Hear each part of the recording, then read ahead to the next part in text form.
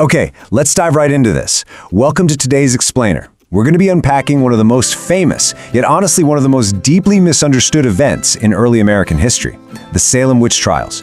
Now, there's a ton of folklore and pop culture out there about this, but we're going to completely bypass those myths. We're looking strictly at the historical record to break down exactly what happened, step by step. Picture the scene for a second. It's the dead of winter, 1692. In a freezing, isolated little settlement called Salem Village, Massachusetts.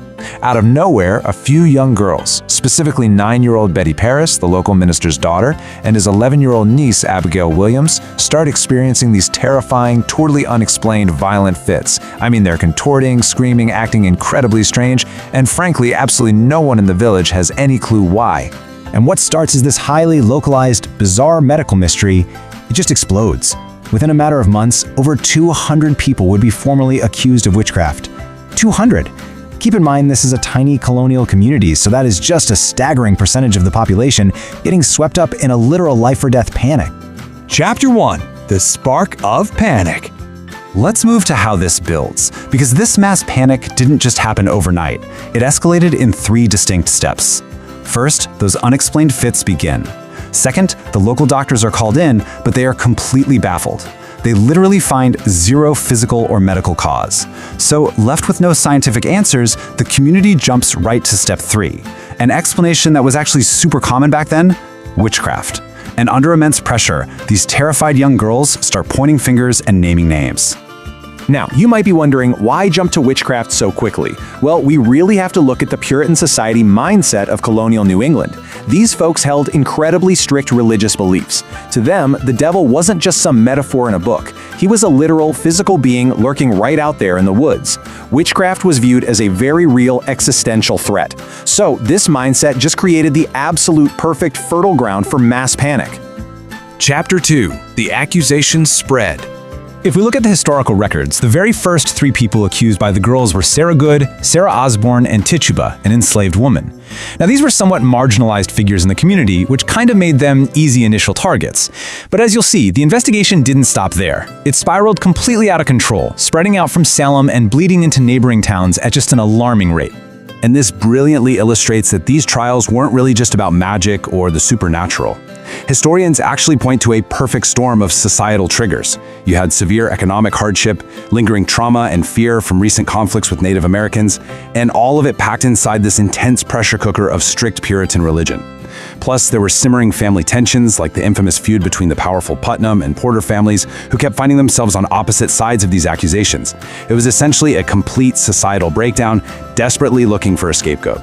Now, what's really interesting here is the truly dangerous legal standard that allowed all of this to happen. It was called spectral evidence. So these special courts were set up, and they actually allowed testimony claiming that a person's spirit, or ghost, was seen causing harm, even if the physical person was verifiably somewhere else entirely.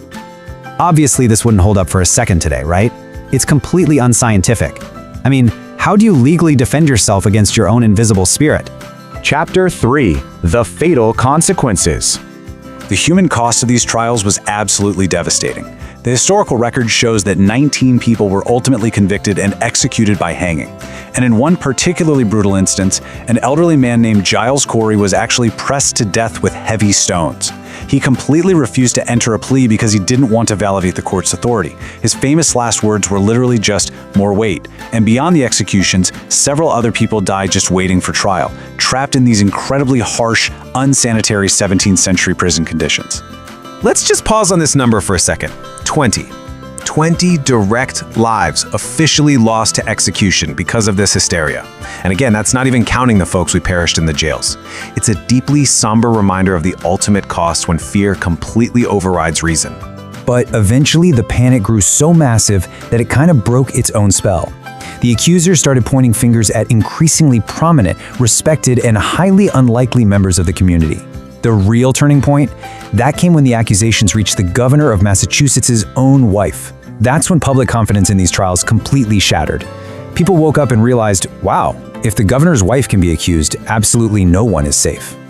The collapse actually happened remarkably fast. It all starts with those first accusations in January of 1692. Within just 6 months, the special courts are formed, but by late 1692, the governor is forced to step in, dissolve those courts, and totally ban that controversial spectral testimony.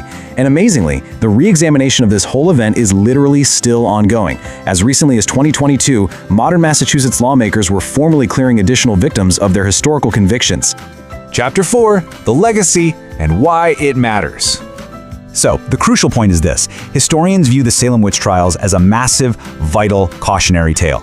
It shows us the stark dangers of fear-driven decision-making. It highlights exactly what happens when legal protections are incredibly weak, and it proves, without a doubt, the devastating influence of allowing unverified testimony into a justice system. In the years following the trials, even the colonial officials of Massachusetts had to step back and formally acknowledge that the entire proceeding was, in their own exact words, a mistake. They began this long, slow process of legally exonerating the victims, basically trying to formally right a wrong that had already left a permanent scar on legal tradition. The impact of 1692 was so profound, it permanently altered the English language. Think about it. When we hear the phrase witch hunt today, we aren't usually talking about actual magic, right? We use it to describe modern situations involving intense accusations made without solid evidence.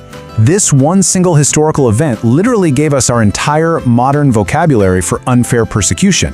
What started with a few unexplained illnesses ultimately left a permanent mark on American history.